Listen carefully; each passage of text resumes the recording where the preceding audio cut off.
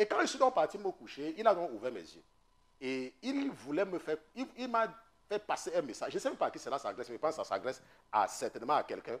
Il m'a mis devant un frère. Je vois le frère là, je le vois, n'est-ce pas? Je le connais, n'est-ce pas? Je te connais, je te vois. Mais après, j'ai cherché à savoir si le message c'est pour toi ou alors c'est seulement pour dire que c'est un frère. Ok, c'est un frère, quelqu'un qui est dans le corps de Christ.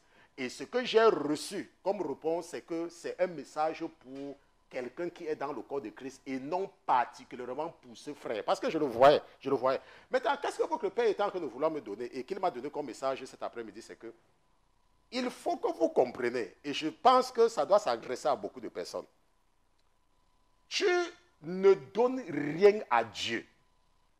Tu ne donnes rien à Dieu quand tu en as. Est-ce que tu me comprends? Ce qu'on m'a dit cet après-midi, c'était cet après-midi, ça fait quelques heures. Ok, ça fait quelques heures, ce n'est même pas longtemps, que on ne sait pas Dieu du surplus. Je ne sais pas si quelqu'un comprend. Je vais peut-être essayer de t'amener à comprendre. Maintenant, ce qu'on m'a donné comme message pour aujourd'hui, là, ce n'était pas la nuit, c'était dans l'après-midi. C'est que tu ne sais pas Dieu quand tu en as.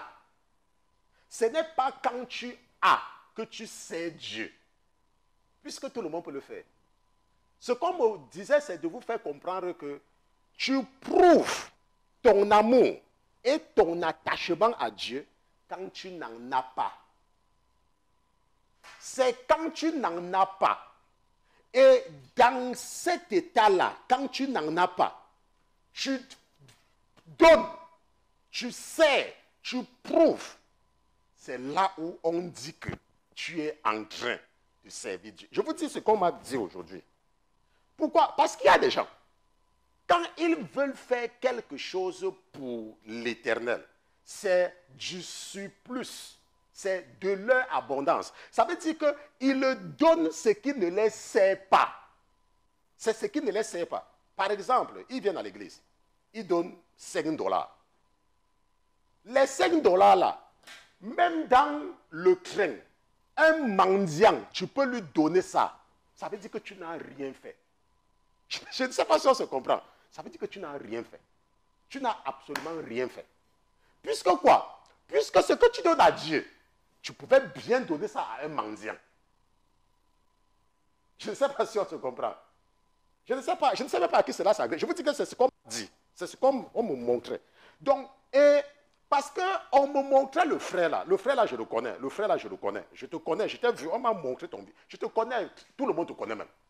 Ce qu'on me montrait, c'est que tu penses que tu es en train de croire que c'est quand tu vas avoir que tu vas donner. Laisse-moi te dire, quand tu auras, ce que tu vas donner là, ça sera une paix. Ça sera comme si tu jetais. Parce que ça ne va pas impressionner l'Éternel. Ça ne va pas l'impressionner. Pourquoi?